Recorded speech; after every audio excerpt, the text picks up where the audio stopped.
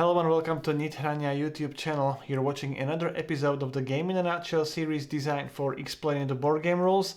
My name is Branislav Berec, and in this video we're going to learn how to play the game called Whitehead, which is a trick-taking game combined with the game board, published by Dragon Dawn Productions, who have sponsored the video. And everything you're going to see in the video are just prototype components. The only exception is this small table with these pieces. These don't come with the game. These are my own pieces which I use to demonstrate the game. So let's get started. To set the game up, each player places one of their tokens on this internet cafe space, this public server space, and the zero space of the scoring track. For a first game, it's recommended to use this pre-printed board. When you get more familiar with the game, you can use up to 5 of these tiles. You can use any side of those tiles. You can choose randomly, for example, and place them on the designated spaces on the game board. They add variety to the game and they can make the game more complex. For the sake of explanation, I will actually use some of those tiles to explain all the actions on these tiles. Whitehead is a hacker-themed game which combines trick-taking with a game board. Whitehead is the name for an ethical computer hacker who specializes in testing the computer security systems. The game is played in rounds, and at the start of each round, each player will take 10 cards, and one of the players will get that special Whitehead card. Then players will take tricks, and after each trick, the winner of that trick will move on the game board. When players run out of their cards, the round ends. All players will be dealt new 10 cards and another round starts. When any player has a token on this critical asset space, the game ends immediately. At the end of each round and also at the end of the game, players gain points equal to the position of their tokens on the game board. And they also gain points from the cards which are left in their hand. Those points are marked on this scoring track, and at the end of the game, the player with the least amount of points wins the game. To start the first round, shuffle all these Whitehead cards and take the topmost card and give it to a randomly chosen deal player. Let's say it's going to be this orange player. Now look at the number in the top left corner, here it's 6, and count that many players, starting with the player to the left of the deal player. So in our example it would be 1, 2, 3, 4, 5, 6. Now give the head card to the player where that count ends. Then the card drawn from the top of the deck will be discarded. Then each player will be dealt 10 cards, including this Whitehead card. Then the player to the right of the player with the Whitehead becomes the lead player for the first trick of the round. The lead player may play one or more cards from their hand to lead the trick. Then each other player may play one card or the same number of cards as the lead player, and when all players are done, the trick ends. To win the trick, you must play the same number of cards as the lead player, and then the player who played the same number of cards as the lead player, and those cards have the highest rank, highest number, wins the trick. In this case, it's the purple player. That player may now move one of their tokens on the game board. Then all the cards are discarded, and the winner of the trick is the lead player for the next trick. Now let's take a look at the details. The lead player may play one or more cards from their hand. If playing multiple cards, they all must have the same number, they must be the same rank. In this case, other players may either play one card or 3 cards. Again, when playing multiple cards, they all must be of the same rank.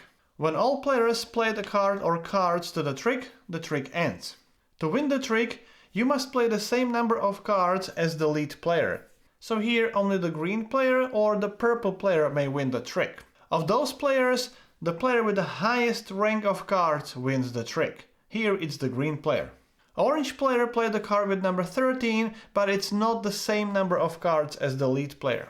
If there is a tie for the winner, in this situation, Both green and orange player played 3 cards, the same number as the lead player, and they both have their cards with value 11.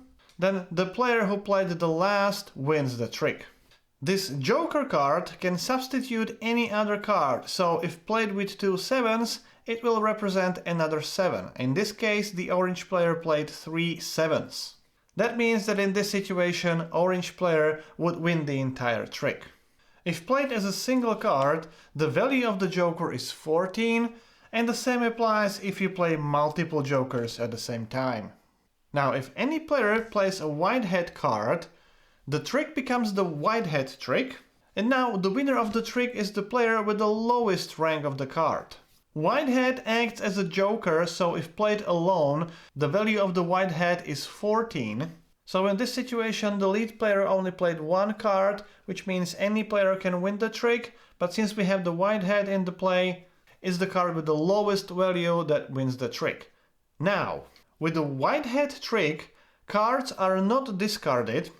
The winner of the trick must decide whether that player takes all the cards into their hand, or the other option is that they take the white-hat card and then as many non-Joker cards as the number of cards played by the lead player.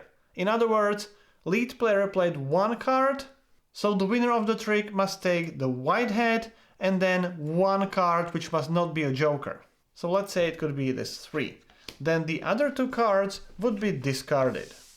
In the next example, the lead player plays the white-hat and the number 7. Let's say other players only play 1 card each because they don't want to win that trick. The winner of the trick must either take all the cards or the white-hat card and 2 non-Joker cards.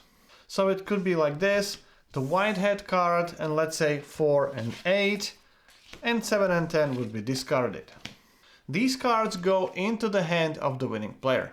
Let's have another example. If the lead player starts with a single 13, if the trick would be played like this, both the white-hat and the Joker are single cards, so their value is 14, and since we have the white-hat in the play, it's the lowest number that wins the trick. So the lowest numbers are 13, but it's the orange player who played the last 13. So orange player wins the trick, and since we have the white-hat in play, they must either collect all the cards or the white-hat card and 1 non-Joker card. So in this example, it could only be the number 13. The non-Joker and the Joker card would be discarded. Now let's explain how to move tokens on the game board. The winner of the trick, let's say the orange player, may move one of their tokens on the game board, or they may move one of the tokens of other players which are on the spaces with the negative numbers. Remember, the player with the lowest number of victory points wins the game. Therefore, you may move tokens of other players from these spaces with the negative numbers. Now, except for these starting spaces, the internet cafe and public server, they may only be 1 token on each space. And when you move the token, you move along these white arrows, and if the space is occupied, you will skip that space. It may happen that both of your tokens will be locked in their spaces, and there are no tokens in spaces with the negative numbers. That means you may not move any token on the game board, and in that case you must draw a card from the draw deck into your hand. Each space on the game board has a specific action associated with that space, and when you enter the space, you must perform the action of that space. These first 2 spaces, the internet cafe and public server, don't have any actions. All the tokens start the game here. This yellow router, green user account, blue root access, orange email account, red cell phone are standard components, and there's no action associated with that space. So when you enter that space, nothing happens. But when you enter this honeypot, your token is locked. It may not move any further for the rest of the game, and other tokens will simply jump over that token.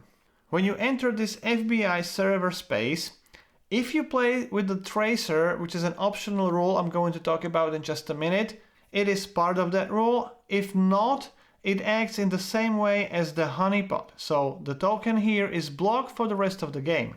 When you enter this exploit action space, you may use this small token with the -1 and +1 values to change the value of any action space on the game board. You would usually do that to change the value of the action space where you have the other token blocked for the rest of the game. Then, when you enter this randomizer space, you may draw a random tile, and when you do, you must place it on one of the corresponding spaces on the game board. If you do, the tokens from those spaces are placed on the corresponding spaces on the new tile, and these actions are now triggered immediately. When you enter this denial of service space, you may move any other token on the board back to the internet cafe or the public server space. So let's say this orange player would return this green token back to the starting space. You may never have two tokens of the same color in one starting space. However, the token on this space is also blocked and may not move for the rest of the game. Note that with this action you may also move one of your tokens from any other blocked spaces back to the starting spaces, and that way you can make them moving again. If after the trick any player is out of the cards, the round ends.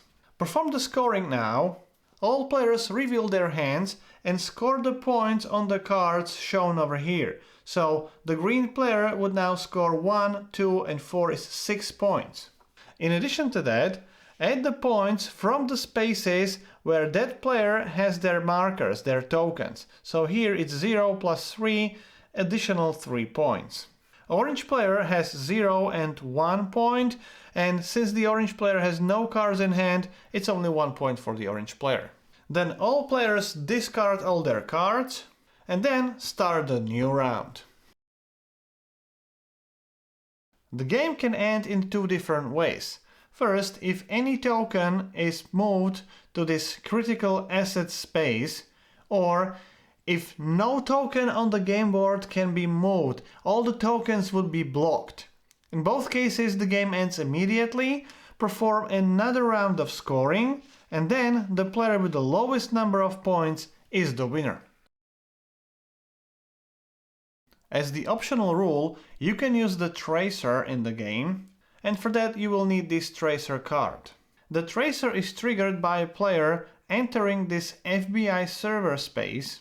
Place the tracer token on the starting space of this tracer, and the token that entered the FBI server space is blocked for the rest of the game. Now, anytime this player wins the trick, they must also move the tracer along this track on the card, in addition to their own movement, and when the tracer token is moved to this space, move it to the public server space.